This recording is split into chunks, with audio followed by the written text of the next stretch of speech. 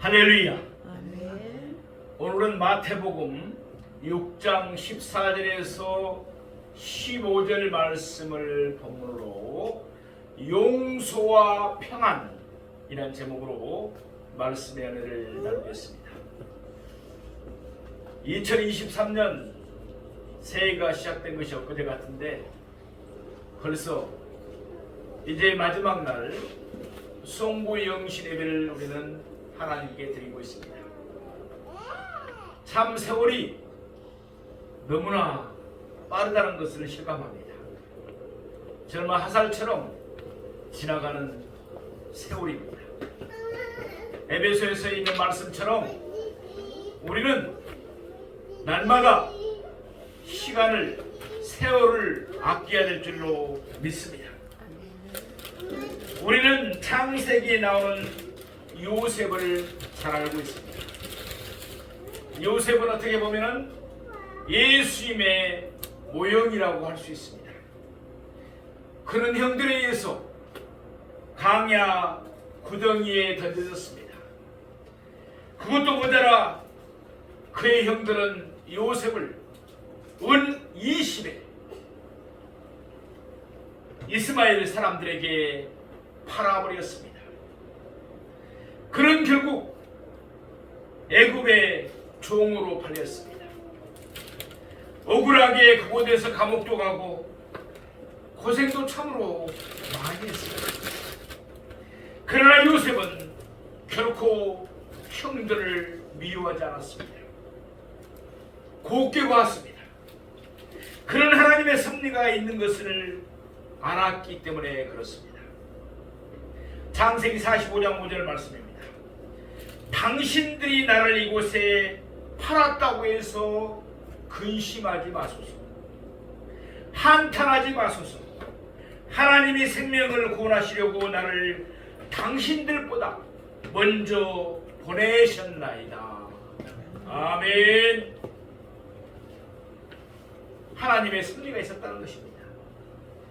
요셉의 형제들은 그들의 아버지 야곱이 죽자 요셉이 역시 그들을 미워하여 그들이 행한 모든 악을 다 갚지는 않을까 하고 두려워했습니다.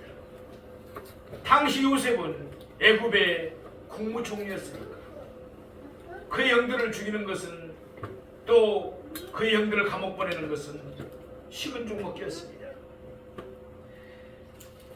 그리고 그들의 죄를 용서해달라고 그의 형들은 요셉에게 말합니다.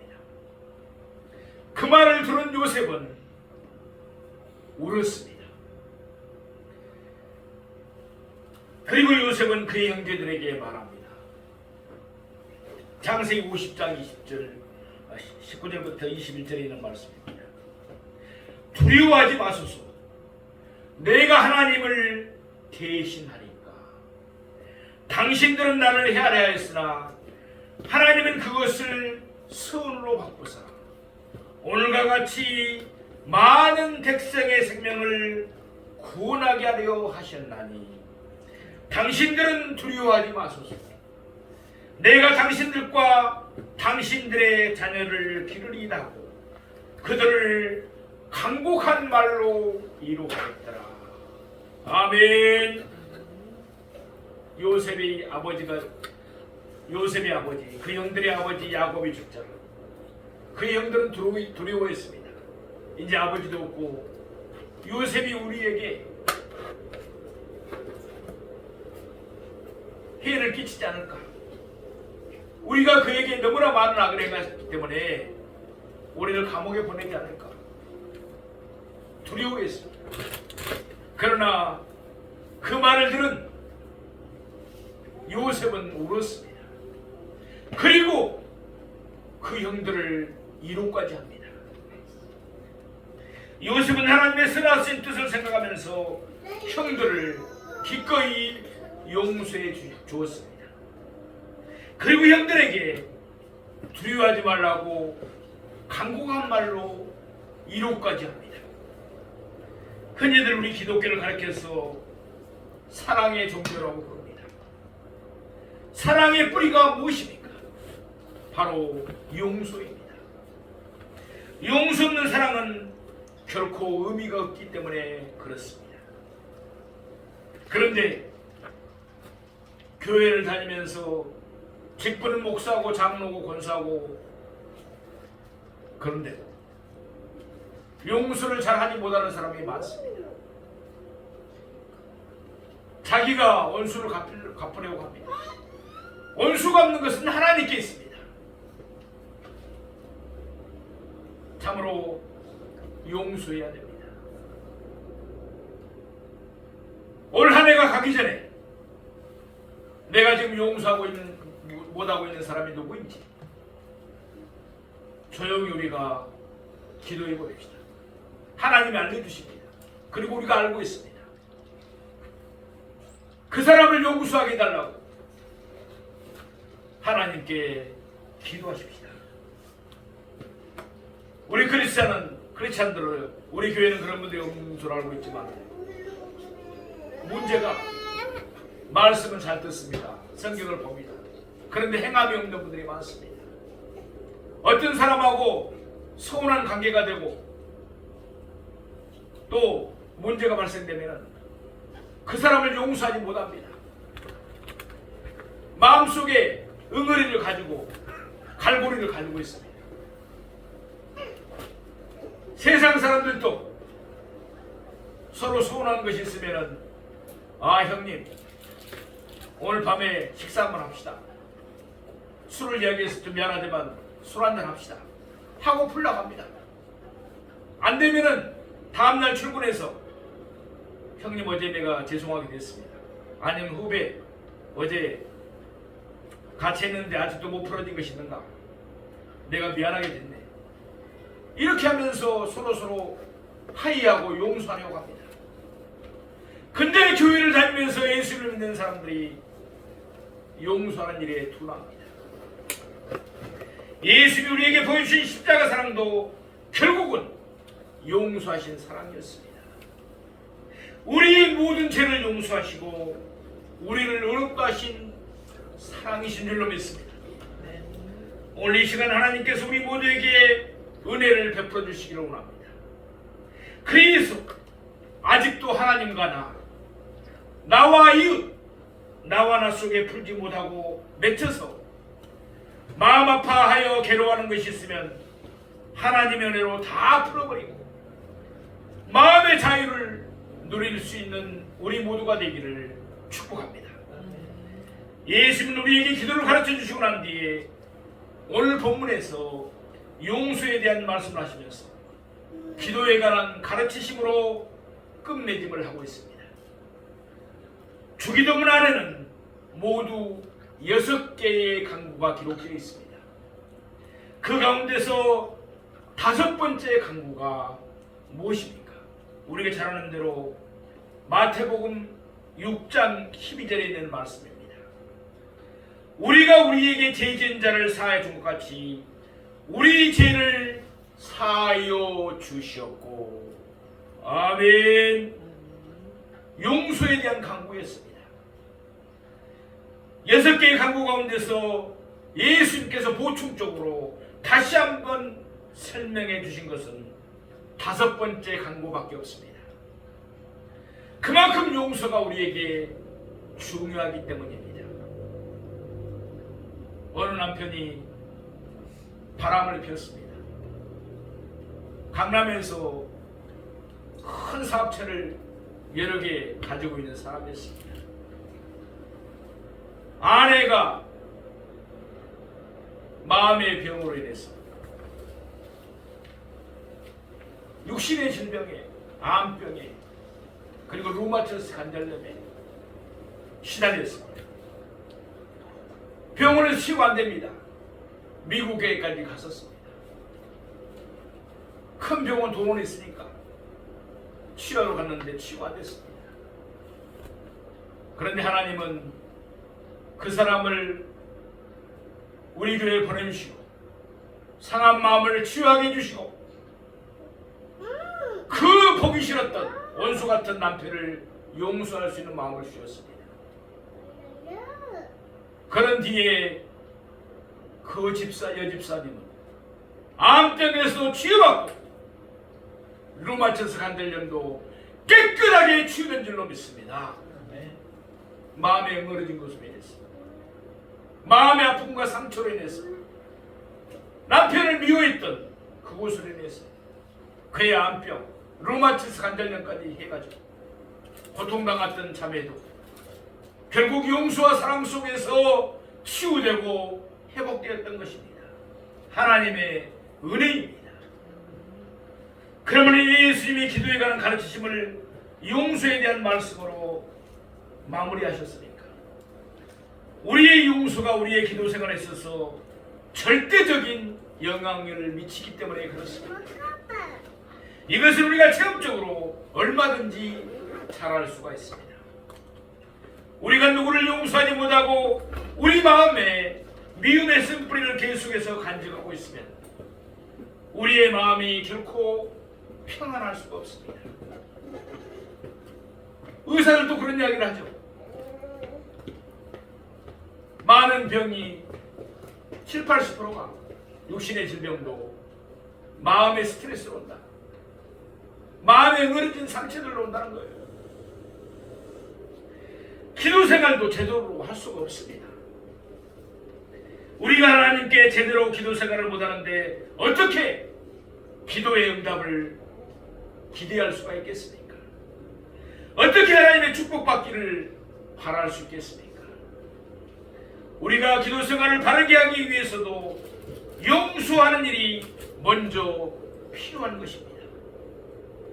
오늘 이 시간 하나님이 우리 모두에게 은혜를 베풀어 주셔서 우리도 예수님처럼 사랑하면서 용서하면서 살아가기를 원합니다. 오늘 우리는 용서와 관련해서 세 가지를 함께 상고해 보고자 합니다. 하나님 우리에게 큰 은혜를 베풀어 주시기를 원합니다. 첫째로 용서의 이유입니다. 왜 우리가 용서해야 합니까? 오늘 보면 마태복음 6장 14절에서 15절 말씀에 예수님은 친히 말씀하십니다. 우리 오늘 보면 마태복음 6장 14절에 15절 말씀을 보겠습니다. 너희가 사람의 잘못을 용서하면 너희 하늘 아버지께서도 너희 잘못을 용서하시리거니와 너희가 사람의 잘못을 용서하지 아니하면 너희 아버지께서도 너희 잘못을 용서하지 아니하시리라. 예수님은 똑같은 내용을 14절에서는 긍정적으로 표현하셨습니다. 그리고 15절에서는 부정적으로 표현하셨습니다. 원리는 간단합니다.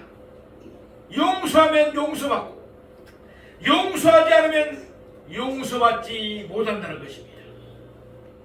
이 세상에 죄를 짓지 않고 사는 사람은 아무도 없습니다. 안전한 사람은 아무도 없습니다. 우리는 연약합니다. 어쩔 수 없이 이런저런 죄를 짓고 살기 마련입니다. 우리가 제사함을 받지 못하고 그 죄를 그대로 간지고서는 우리의 삶 속에서 하나님의 축복을 풍성하게 누리며 살아갈 수가 없습니다. 하나님은 죄를 미워하시기 때문에 그렇습니다. 사랑하시는 성도 여러분, 만왕의 왕 되신 예수님은 우리에게 분명하게 말씀하십니다. 용서하면 용서받을 수 있고 용서하지 않으면 용서받을 수 없다. 아멘. 우리는 예수님의 자녀들입니다. 제자들입니다.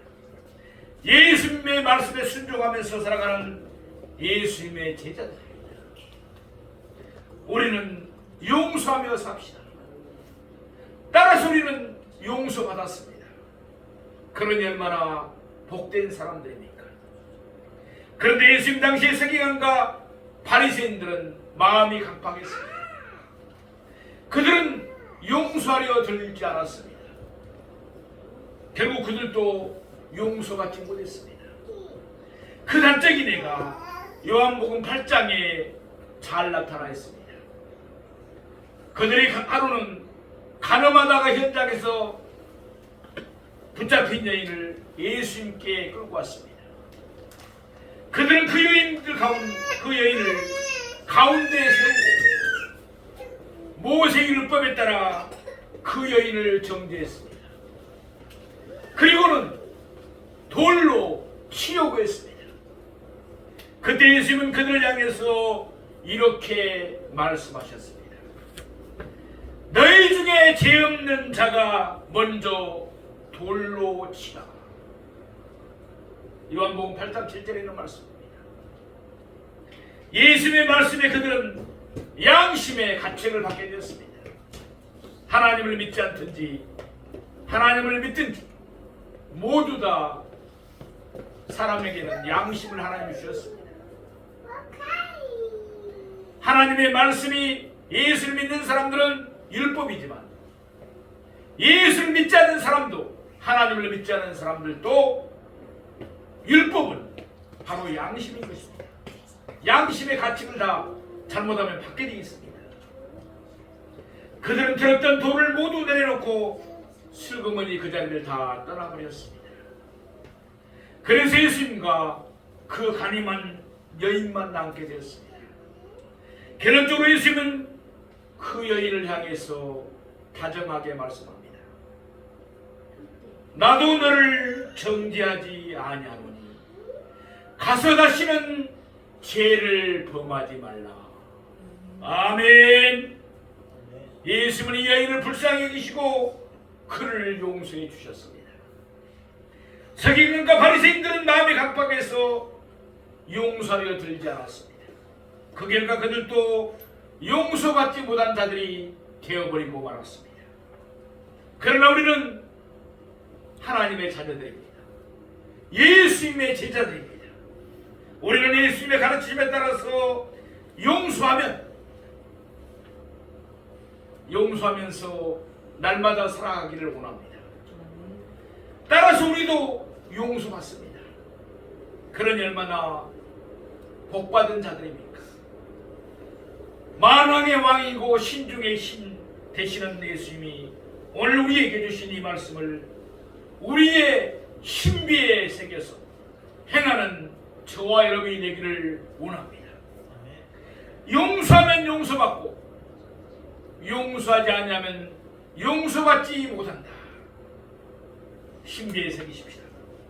예수님의 말씀에 따라서 살아가면서 용서하면서 살아갈 수 있는 우리 모두가 되기를 축복합니다. 두 번째, 용서의 방법입니다. 그렇다면 우리는 어떤 식으로 용서해야 됩니까?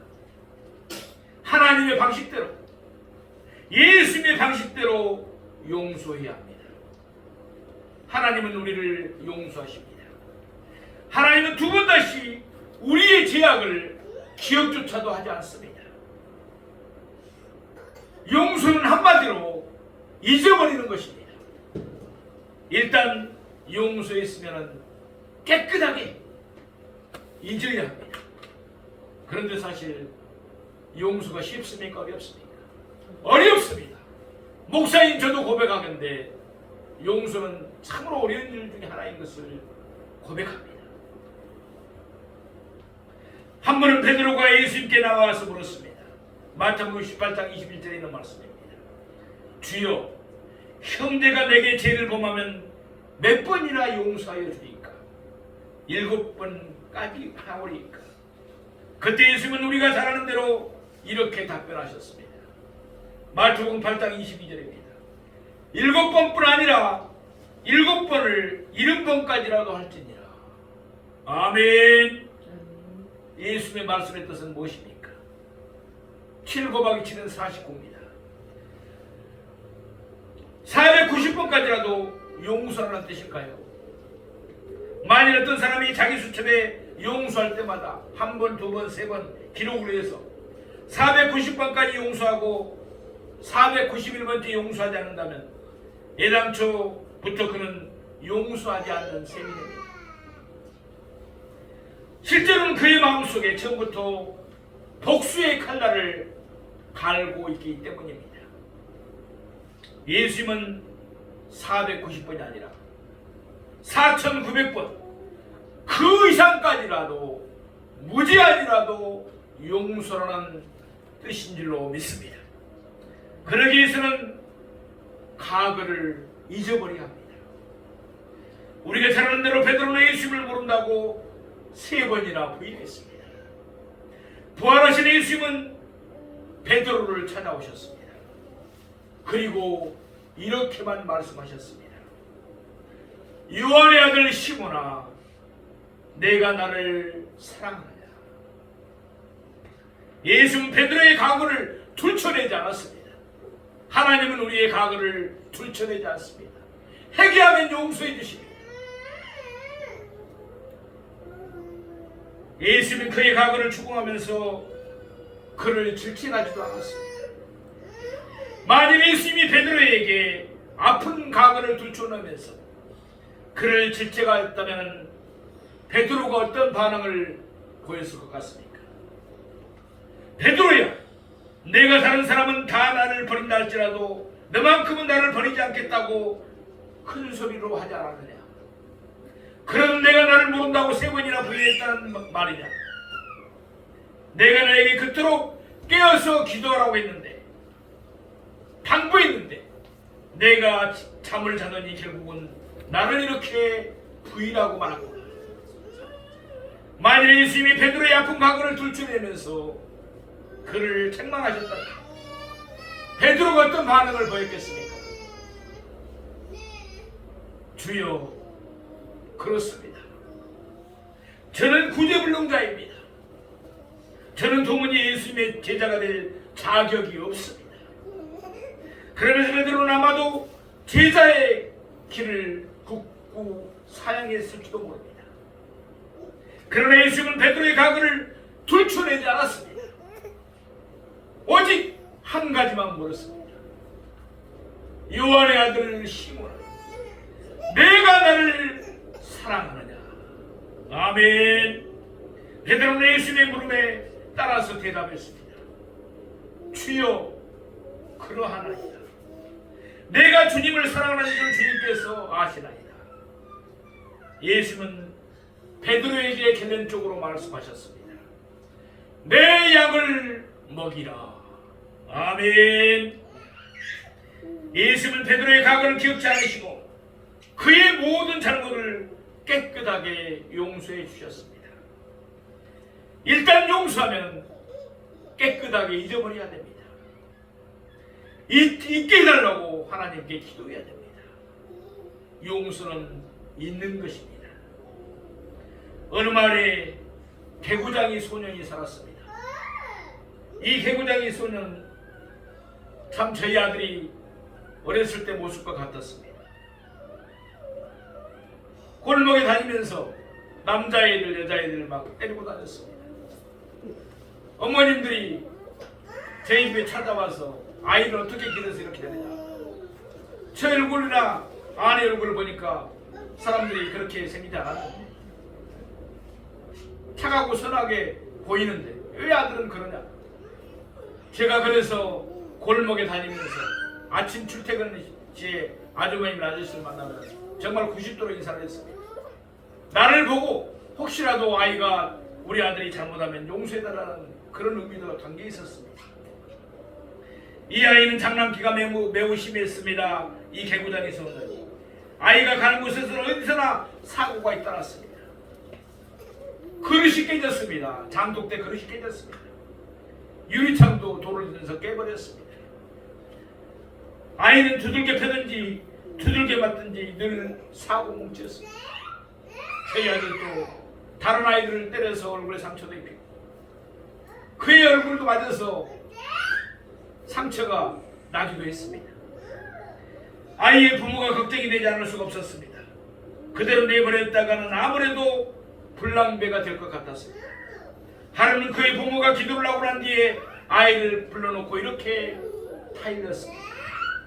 얘야, 내가 한 주간만이라도 7일만이라도 아무 탈 없이 잘 견디면 우리가 너에게 큰 상을 주겠다. 한 주간 동안 아무 일 없이 잘 견디어봐라.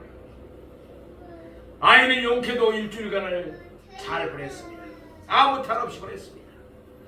그는 부모님의 부탁을 지켰던 것입니다. 부모님은 너무나도 기뻤습니다. 감동이 되었습니다. 부모님은 약속대로 아들에게 후한상을 주었습니다. 그러면서 그들은 신기한 듯이 아들에게 물었습니다. 아들아, 정말 착하구나. 용케도 잘 참았구나. 그런데 그토록 착한 아이가 왜 지금까지는 그 모양이었느냐. 그러자 아이는 벌떡 일어서면서 부모님에게 이렇게 대꾸했습니다. 아빠 엄마는 예수를 믿는다고 하면서도 도무지 예수님을 닮지 않으셨어요. 예수님은 제 과거를 기억하지 아니하신다고 하셨는데 왜 아빠 엄마는 저의 아픈 과거를 다시금 들추어내시나요? 그렇습니다. 용서는 있는 것입니다. 나도 잊어버리고 다른 사람으로 하여금 기억나게 해서도 안 됩니다. 우리는 하나님이 우리를 용서하시되 우리의 죄를 두 번 다시 기억조차 아니하시는 줄로 믿습니다. 하나님은 우리의 죄를 용서하시되 다시 기억하지 않습니다. 동이 새에서 먼 것처럼 죄가를 옮겨버리셨습니다. 일단 용서하면 모든 것을 백기로 돌려야 합니다. 다시금 기억조차도 말아야 합니다. 그것이 바로 우리가 용서해야 할 방식인 것입니다. 세 번째, 용서의 비결입니다. 그러면 우리가 어떻게 용서할 수 있습니까? 용서의 비결이 무엇입니까? 비결은 간단합니다. 우리가 용서해야 될 사람을 믿게 보지 않고 미워하지 않고 곱게 보면 됩니다. 그리고 우리 마음속에 있는 어그러진 것을 하나님 앞에 다 토설해 버려야 됩니다. 그것을 우리는 상한 마음을 치유하면서 토설 기도라고 합니다. 내가 그 사람을 때로는 죽이고 싶을 수도 있을 것입니다. 너무너무 내 가슴이 미어지고 힘이 듭니다. 내가 원수 갖고 싶습니다. 그 있는 그들의 마음을 주님 앞에 다 내려놓는 것입니다. 수고하고 무거운 짐자들아 다 내게로 오라. 내가 너희를 쉬게 하리라 그랬습니다. 그 마음의 무거운 짐, 응어리진 것 다 하나님 앞에 내려놓으셔야 됩니다. 내가 그 사람을 죽이고 싶었습니다. 그 사람을 때리고 싶습니다. 원수 갖고 싶습니다. 그 사람 잘못되게 해주세요. 자기 마음속에 있는 것을 그대로 하나님 앞에 내려놓으셔야 됩니다. 말씀하셔야 됩니다. 그걸 토설 기도로 합니다. 그리고 원수 갚는 것은 하나님께 있다고 분명히 말씀하셨으니까 하나님께 맡겨버리는 것입니다. 그러면 내 마음은 자유를 얻습니다. 평안을 얻습니다. 잠언서 16장 4절입니다. 여호와께서 온갖 것을 그 쓰임에 적당하게 지으셨나니 악인도 악한 날에 적당하게 하셨느니라. 모든 일에는 하나님의 선하신 뜻이 있습니다. 누가 우리의 마음을 아프게 했습니까? 누가 우리에게 악을 행했습니까? 그러나 그 가운데도 하나님의 선하신 뜻이 섭리가 있습니다. 그를 통해서 우리에게 주시고자 하시는 유익이 있기 때문에 하나님이 그냥 그대로 내버려 두시는 것입니다. 이 사실을 생각하면서 비록 우리의 마음을 아프게 하는 사람이 있다 할지라도 그를 너무 믿게 보지 말고 곱게 보아줘야 합니다. 이미 오래전 캐나다의 토론토에 거대한 큰 수족관이 하나 만들어졌습니다. 그 속에 태평양 연안에 있는 물고기들을 수집해서 전시할 계획을 세웠습니다. 트럭으로 2주일에 걸쳐서 운반을 해야 하기 때문에 만만의 준비를 다 갖추었습니다. 태평양의 물을 그대로 사용했습니다. 온도와 햇빛의 양까지 적절하게 조절을 했습니다. 그런데 아무리 조심스럽게 운반해도 막상 토론토에 도착해보면 이상하게도 물고기들이 다 죽어버렸습니다. 그리고 물 위에 둥둥 떠 있었습니다. 몇 번이고 시대에 보았지만 그때마다 똑같은 결과였습니다. 전문가들이 연구에 연구를 거듭했습니다. 그 결과 비로소 물고기들을 죽이지 않고 성공적으로 운반하는 방법을 알아냈습니다. 그 방법이란 특별한 것이 아니었습니다. 그저 물고기들 사이에 상어 새끼, 문어 새끼 등과 같은 바다의 악동들을 함께 집어넣어서 운반하는 것이었습니다. 아울러 물속에 바람을 계속 불어넣어서 인공적으로 물살이 생겨나게 하는 것이었습니다. 그랬더니 한마디로 죽지 않고 한마디로 죽지 않고 다 살아왔습니다. 바닷속의 물고기들은 바다 밑을 흐르는 거센 조리의 물살을 거슬러 올라가면서 살기 마련입니다. 또 언제 자기들을 해칠지 모르는 수많은 악동들 틈바구니 속에서 긴장한 채 살아갑니다. 그러나 이러한 것들이 오히려 물고기들을 하여금 삶의 강한 의지를 제공해 주는 것입니다. 마찬가지로 트럭 안에서도 물결이 흔들리고 또 악동들로 인해서 물고기들이 잠도 제대로 자지 못하고 바짝 긴장해 있는 가운데 순식간에 2주간이 흘러가 버리고 만 것입니다. 우리 인생길도 마찬가지입니다. 여러가지 한란의 바람이 불어 닥쳐올 때도 있습니다. 우리의 마음을 아프게 하는 사람도 있습니다. 어느 할아버지가 원수 맺은 사람, 용서하지 못한 사람이 있느냐고 물었습니다.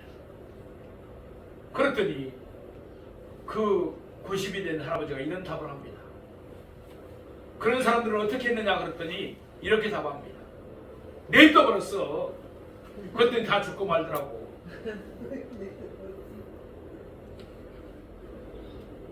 그런 주부도 있었습니다. 실제 그 할아버지는 그랬다는 것입니다. 우리에게 피해를 주는 사람도 있습니다. 그러나 따지고 보면 그런 것들이 우리의 삶 속에 활력소를 제공하는 것입니다.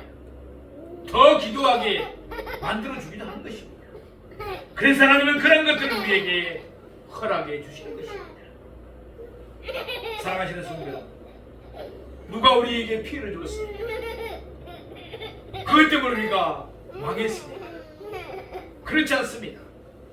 오히려 어떻게 생각하면 그 사람 때문에 우리가 더욱더 겸손해지고 하나님을 더욱 의지하면서 하나님 앞에 더욱 무릎 꿇고 기도할 수 있었습니다.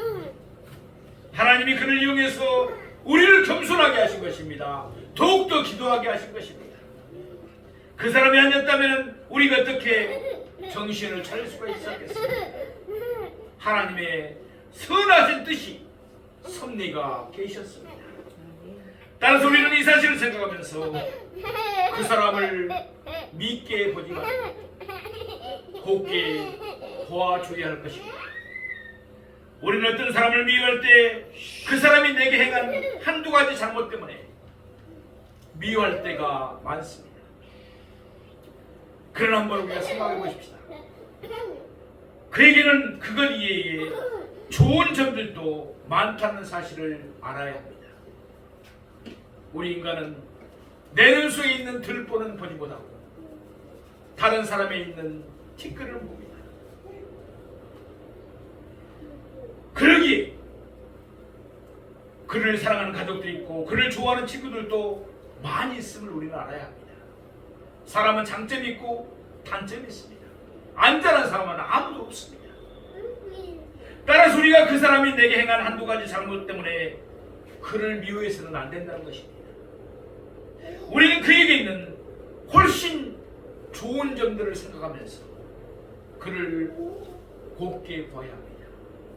그래야 할 때 우리는 얼마든지 그 사람을 이해하고 용서할 수가 있는 것입니다. 오늘 우리는 용서와 관련해서 세 가지를 상고해 봤습니다. 첫째로 용서의 이유입니다. 왜 우리가 용서해야 합니까? 용서하면 용서받고 용서하지 않으면 용서받지 못하기 때문입니다. 두 번째로는 용서의 방식입니다. 어떻게 우리가 용서해야 됩니까? 용서는 잊어버리는 것입니다. 일단 용서하면 두 번 다시 기억하지 말아야 합니다. 세 번째 용서의 비결입니다. 우리가 어떻게 하면 용서할 수 있을까요? 무슨 일이든지 하나님의 선하신 뜻이 있음을 생각하면서 비록 우리의 마음에 상처를 주는 사람이 있다 할지라도 믿게 보지 말고 곱게 봐야 합니다. 원수 갚는 일은 나의 일이 아니라 하나님의 일이라는 것을 생각하면서 내 마음의 무거운 짐을, 응어리들을, 상처들을 하나님 앞에 다 내려놓으셔야 됩니다.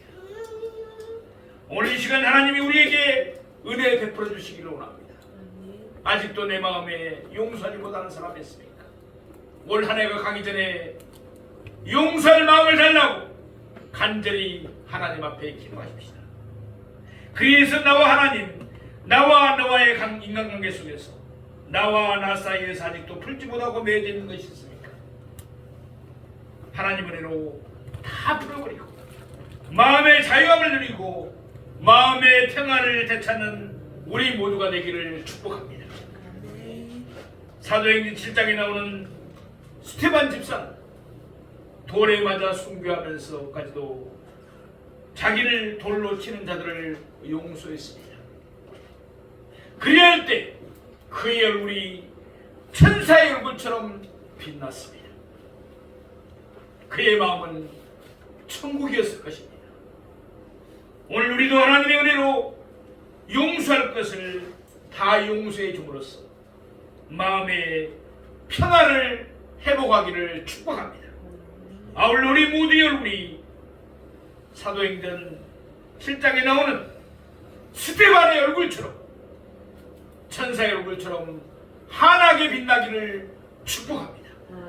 우리의 삶이, 우리의 얼굴이, 우리의 말이 전도라는 것을 명심하십시오.